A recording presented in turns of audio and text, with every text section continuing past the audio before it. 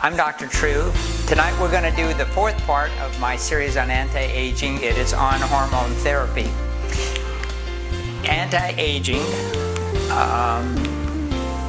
is a concept that we like to embrace. But so what is anti-aging? It's not making people stop getting older. That's not anti-aging. It's prevention, it's wellness, it's staying fit, making yourself look younger, feeling younger. It's creating better health within you and maybe more youthful appearance to you.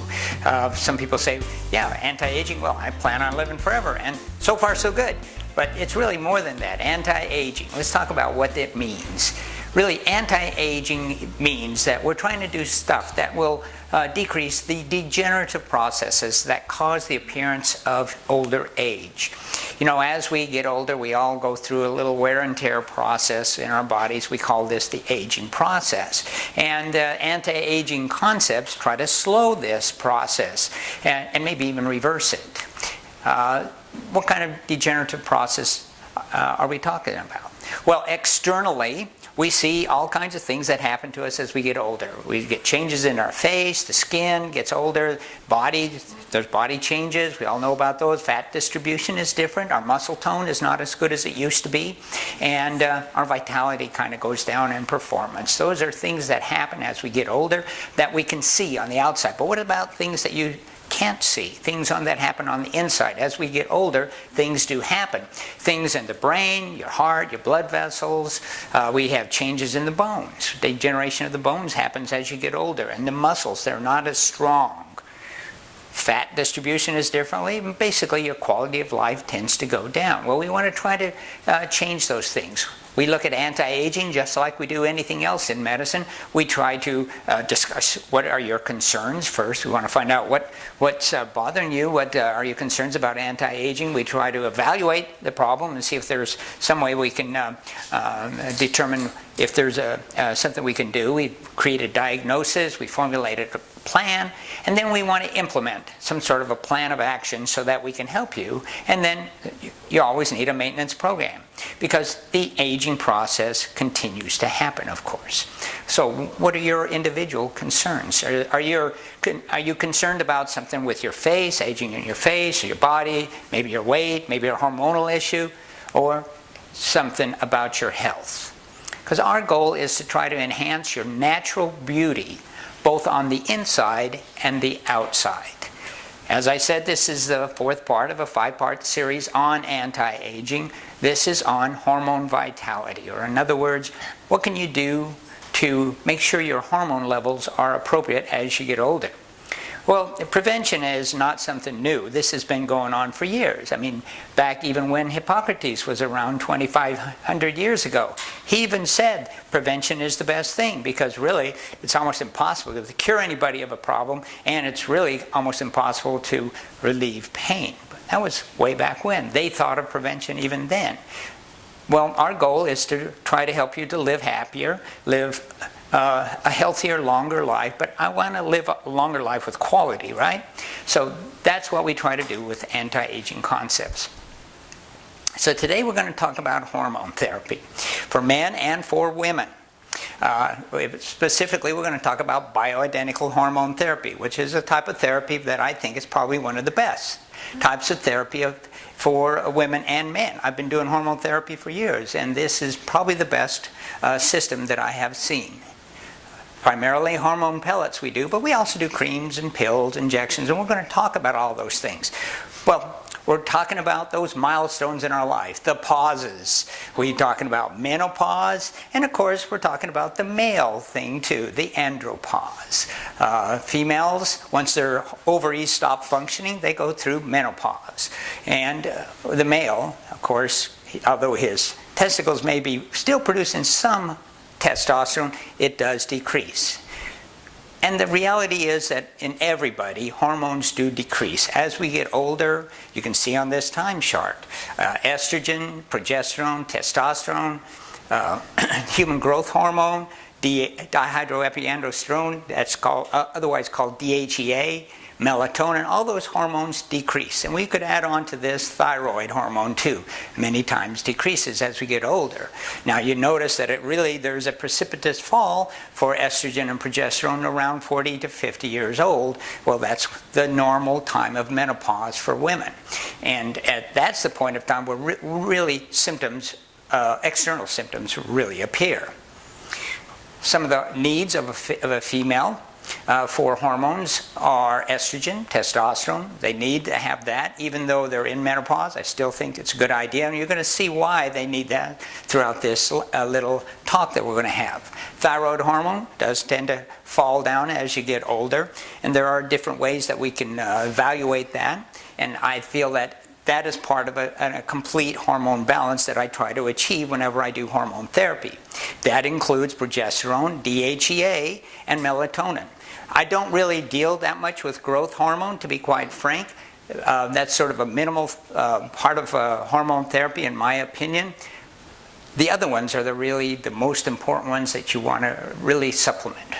By the way, if you want to increase your growth hormone, if you've heard about human growth hormone or HGH, exercise every day. You'll get about the same amount as you would if you get an injection, believe it or not. So let's talk about low estrogen, symptoms of low estrogen. Well, most of women have already known about the hot flashes that occur. Hot flashes, they sometimes occur at night, and when they occur at night, you get some sleep disturbances, and that can cause some pretty major problems in a woman.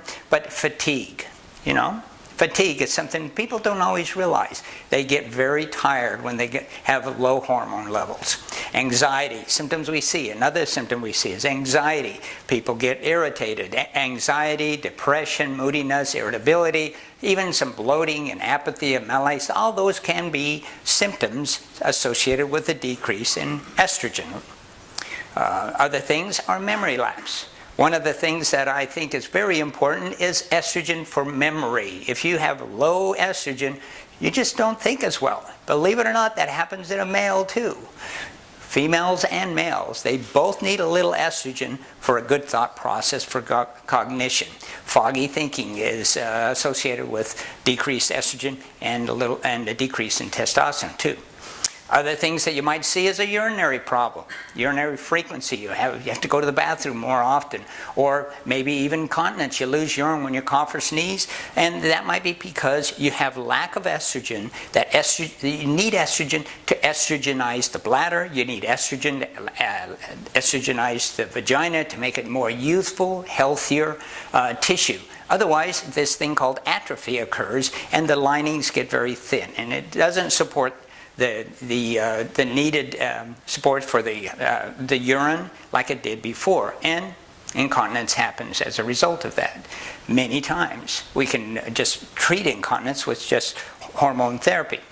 Sometimes people need to have slings and surgeries too, and some other therapies, but one of the mainstay of treatments for urinary problems in a postmenopausal woman is hormone therapy. We want to make sure that's there so they don't get the atrophy. And of course, we all know about libido problems can decrease. Libido is one of those things that you need hormones for, especially testosterone, but even estrogen. You need to have estrogen for libido. Lack of estrogen, you get fatigue, you get vaginal dryness, and with that vaginal dryness and the atrophy that I talked about, you get pain with intercourse. And anybody who has pain with intercourse, of course, they're not going to want to have any sex, so the libido goes down from that too. So there's a multiple complex amount of things that you can see. What about things that you don't see, things inside of you that might be happening because of lack of hormones? Well, if you don't have an adequate amount of estrogen, there is an increase of heart disease. Heart disease is worse if you don't have adequate hormone of estradiol. That includes arterial disease. Arterial disease gets worse. So another thing that we see with a lack of estrogen is some brain dysfunction, including Alzheimer's. Really, believe it or not, Alzheimer's is increased the chance of you getting it is increased if you don't have adequate amount of estrogen. We're going to go over that a little bit more. Other things you don't see is what's happening with your bones. If you get lack of estrogen, there's a higher risk of you developing osteoporosis. That's where you get the kind of a hunchback, you get osteoporosis in the hips, and you can fall down, break your hip very easily. Well, it's really common if you don't have adequate estrogenization within your body. But estrogen replacement can help prevent that, and it's very, very important. And fracture of the hips is very important. I think 1 out of every 2 women, if they don't go on hormone therapy, will develop some sort of fracture of the hip, which is not a good thing. Other things you don't see: your skin. You know, all of us have estrogen receptors in every part of our body, but including the skin. And if you have estrogen, it'll stimulate the skin to produce collagen. So collagen is very, very important. As we've all heard about collagen, it helps keep your skin looking young. You need estrogen to stimulate the growth of collagen and preserve the skin, including, and then there's also the eye. You need estrogen to preserve the eye. And the number 1 cause of blindness in women is macular degeneration. That's the number 1 cause of blindness. Now, it usually occurs as you get older. Well, just like osteoporosis occurs as you get older, but the process continues to happen, and it starts to happen early on. But one of the things you can do to try to prevent that is going on hormone therapy, estrogen. Another thing, what about testosterone? Do women need testosterone? There are symptoms of low testosterone in women. We're going to go through those briefly. They include weight gain, muscle wasting. If you don't have testosterone, your muscles don't have that anabolic type steroid to stimulate it to grow. So you can jog, you can do all kinds of exercise, do all you want, but you may not get those muscles unless you have some testosterone to build the muscle. So you see muscle wasting if you don't have adequate testosterone. Well, along with that is fatigue. Testosterone does help out to give you some energy. The fatigue is less. You just feel a lot better. Low self-esteem, well, that's associated with all the other things, but low testosterone is associated with that, and it also is associated with depression. It can happen also with a low estrogen too. Dry skin, poor elasticity. Now, we talked about estrogen and stimulation of the formation of collagen in the skin. That helps you to look younger. But testosterone stimulates elasticity of the skin. Without testosterone, you get a thinning and dry hair. Actually, too much testosterone could do the same thing. You need just the right amount. But low testosterone, you can get thinning of hair and droopy eyelids, some sagging of the cheeks. That might have partly to do with the lack of elasticity of your skin. And then thin lips can happen with low testosterone. Anxiety is another potential problem. So if you take testosterone, if you're able to get some testosterone, things can change. You're going to have an increase in your sexual interest, libido goes up. You're going to have an increase in your emotional well-being, your self-esteem. Your muscle mass will start to develop more, you'll have more strength, you'll feel better, you'll have less fatigue, more energy, and testosterone plus some estrogen helps to maintain your memory. Cognition is better. Multiple studies have shown this to be true. Helps your skin, you get better elasticity of your skin, better collagen, and you have a decrease in excess fat. And we're talking primarily about the fat inside of your abdomen. We'll discuss that a little bit. And it helps to maintain your bone strength. Lack of estrogen, I mentioned, increases your risk of osteoporosis. That's degradation of the bone. But what estrogen will do is it helps prevent that degradation from happening. Testosterone will actually help you to build bone. So if you're developing osteoporosis, you can actually start building it if you use some testosterone. So it's a very beneficial hormone for the bone. And it decreases depression. You feel better. Testosterone elevates norepinephrine in the brain. So that's sort of like taking a tricyclic antidepressant. And it elevates your mood, helps in better mood so you can feel better about life and not so depressed. Progesterone effects. Another hormone is progesterone. Some of the effects of some of the effects of progesterone is that it promotes sleep. You can sleep a little bit better. Now, this is not in everybody, but in a lot of people, sleep is promoted. They seem to have better sleep at night. It's a kind of a calming type of a hormone, and it can be a natural diuretic. But it also can increase the metabolic rate, make you feel a little bit better. It is an antidepressant to certain people, and it might help PMS in certain women. Other things is that progesterone can improve your cardiovascular health. It can decrease some of the bad lipids in your body, like LDL, and it can decrease your blood pressure, kind of that calming type of a hormone, and decrease the coronary atherosclerosis, the plaque formation in your arteries in the heart, and decrease platelet aggregation, which can help to decrease the risk of stroke. But there are other things. It can decrease, because it can decrease that platelet coagulation, it can decrease strokes and blood clots. And one of the things that's pretty evident, and many studies have shown this, is that it can actually reduce the risk of you developing breast cancer. There is the latest study that is out. It's called the Danish study, and I encourage you all to Google this Danish study on breast cancer, and you'll see how progesterone and estrogen actually decrease your risk of breast cancer. And we'll talk a little bit more about that. Well, I mentioned that progesterone does have some great effects, but what are some of the side effects of progesterone? And do I really need to have progesterone? Well, the reality is, even though it's got some good effects to it, progesterone can have some side effects that really you don't really want, like breast tenderness. You might get some bloating, increased appetite. Some people say they kind of tend to gain weight a little bit, and it might even reduce your libido. It can cause some acne, maybe a little hair loss, depression, irritability. So, I don't know if I want to take progesterone or not is a potential problem. So I'm going to just open up the floor for a little bit to see if there's any questions on some of the material I've covered so far. Is there too much of estrogen? Yes, you can get too much of estrogen. They call that estrogen dominance. And that can be a problem. You get more irritable. And how do you regulate? We do blood tests. We check your blood on a regular basis. And we're going to talk about how I do that. Well, what about in the males? Is there a male menopause? Well, we think there is a male menopause because males need hormones too. But the biggest hormone that males need, of course, is testosterone.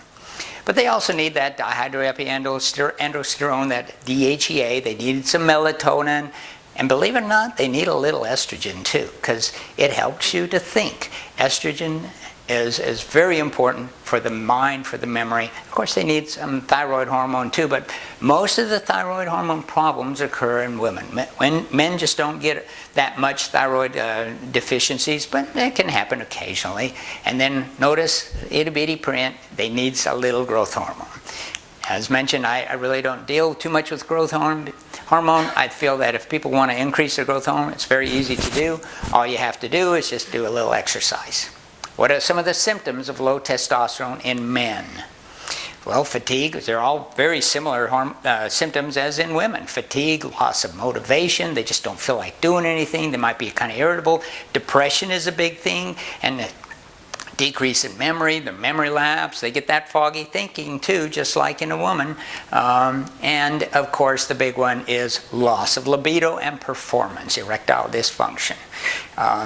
Low T in men can also do some different things with the fat. The fat distribution goes right to the stomach if they don't have adequate testosterone. And so you see these guys around here with the big old pot belly. Sometimes that's beer, but sometimes it's lack of testosterone too. Well, here's a sort of a depiction of what I'm talking about. The fat that is the bad fat is the fat underneath the muscle. As you can see here, you got the skin, you got a little subcute fat, and then you got the muscle, but then you got this blue area underneath. That's the fat underneath the muscle. And that's the worst fat to have. That's the type of fat that increases your risk of heart disease, increases the risk of you developing diabetes. That's the unhealthy fat. That's the one you don't want to have. And if you have lack of testosterone and lack of DHEA, that tends to get worse. other things is loss of mass of the muscle, just like in women. Men go out, they try to exercise and try to build up their muscles, but it doesn't seem to work very well because they don't have any testosterone. They don't have that anabolic steroid to produce, to stimulate the growth of muscle. And so therefore, a lot of times you'll see guys looking frail. So frailty, in a way, is a symptom of lack of testosterone in a male and in a woman. In a woman, you can see that. You can see, when you see a woman that's real frail looking, you can almost bet she has very low testosterone, very low hormones. Decreased memory, the brain fog, we talked about that. And then the skin effects too in a male can happen, thinning and wrinkling of the skin. But another thing that can happen with lack of testosterone is arthritic type of problems. They get pain, they get inflammation. If you start taking testosterone, believe it or not, a lot of times those arthritic problems tend to get better. They tend to go away. Well, you know, we used to have a lot of testosterone. I'll be back. Now it's the pain. Oh, my back. Now, here's a lions with testosterone. There's a male lion with testosterone. This is a male lion without testosterone. So you can see a big difference, you know, cowering, you know, not so self-esteemed. One of the big questions is, are hormones safe? Are they safe to take?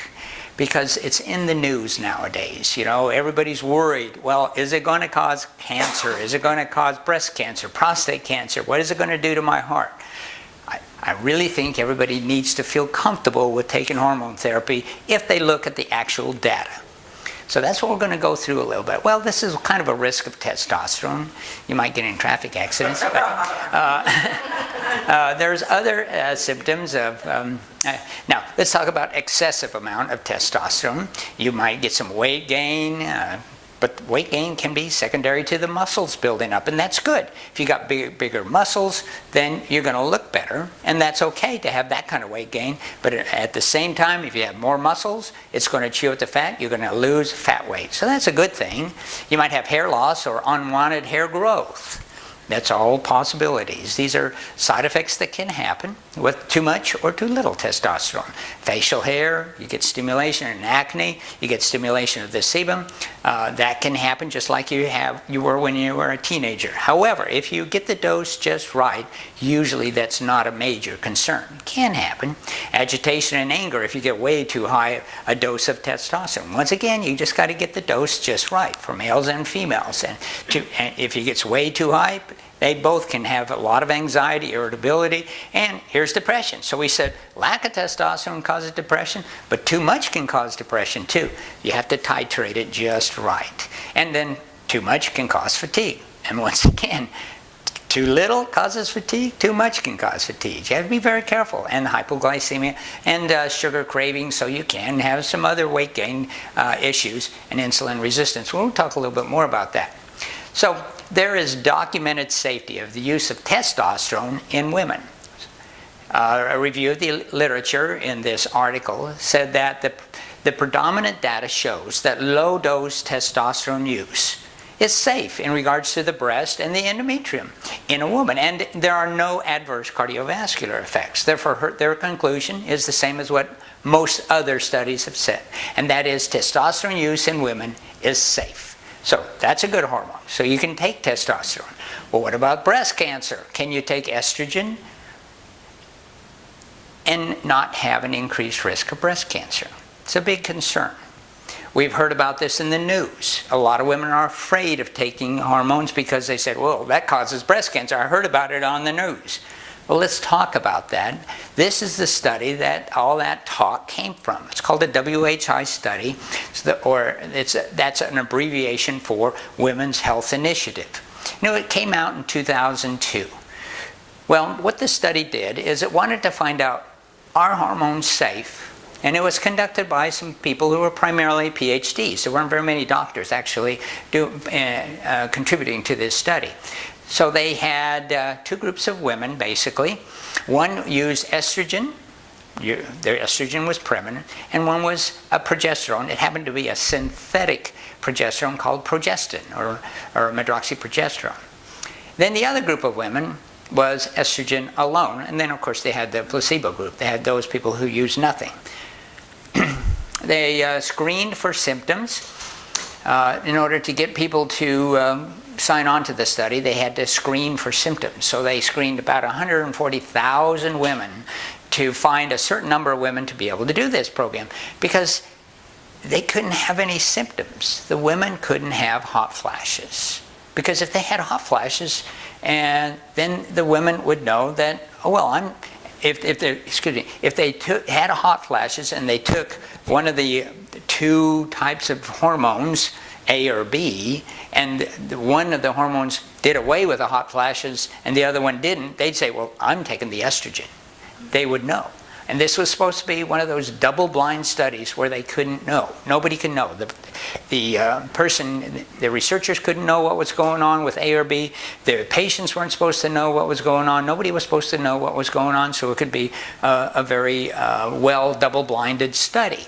Well, you can't do that really with hormones that well, so you have to screen all these people, make sure that they don't have any symptoms, which is a pretty hard feat to do. And the result of that is that most of the people were over the age of 60. And they were all using the oral form of the Premarin, the oral form. In other words, take a pill every day. Okay? So there was some problems with screening of the initial group of people. They evaluated heart disease, but the study only lasted for 5 years. 5 years, and that's a very important thing you need to remember, because we're going to discuss that in a little bit. And they had evaluated some other things like some other cancers like colon cancers. Now, they all used about the same dose. Lo and behold, after 5 years, they said, oh my gosh, there's 8 more cases of breast cancer. I have to stop the study. There's 8 more cases per 10,000 women per year. That's what the study said. So they stopped the study. Blew up in the news. Everybody thinks that hormones create breast cancer because it's in the news now. They said, oh, hormones cause breast cancer. 8 more cases per 10,000 women. Now, some of you might say, now, wait a minute. That's pretty low numbers. Well, you're right. It is pretty low numbers. But let's just say it does increase the risk a little bit. That's in the estrogen and progesterone group. Well, what happened if you just took the estrogen? There were actually 5 less breast cancers. So estrogen does not increase your risk of breast cancer. It was that progesterone, the synthetic progesterone, that was causing the increase in breast cancer. They also said, well, look at this, we have an increase of stroke. So the news said, whoa, we got this, you can't take hormones because it's going to increase your risk of stroke. Well, how many cases were there? 9 more cases per 10,000 women. Pretty small numbers. Okay, slightly increased, give that to you. But remember this, all the women were taking the oral form of the hormone. They took a pill every day. Well, the WHI study also came to the conclusion that, well, it doesn't decrease the risk of heart disease. There's no change. But it didn't say it worsened it. It just said there was no decrease. According to them, 5-year study. Well, one of the things they did find in 5 years was a decreased risk of colon cancer. I mentioned that earlier, that there is a decreased risk. So the FDA concluded, well, we can't do this. We got to say that women shouldn't have the hormones. They should use it for the least amount. If they have to have it for hot flashes, they should use the least amount for the shortest length of time. That's what the FDA said, and they still say the same thing, because they group all the hormones together. The WHI in breast cancer is associated with the synthetic hormone, the progesterone, not the estrogen. So why not just forget the synthetic hormone and use the estrogen, sort of the bioidentical hormone? Not a bad idea, huh? What about stroke? Well, if you only use the oral form, yeah, you're going to get a slight increase of stroke.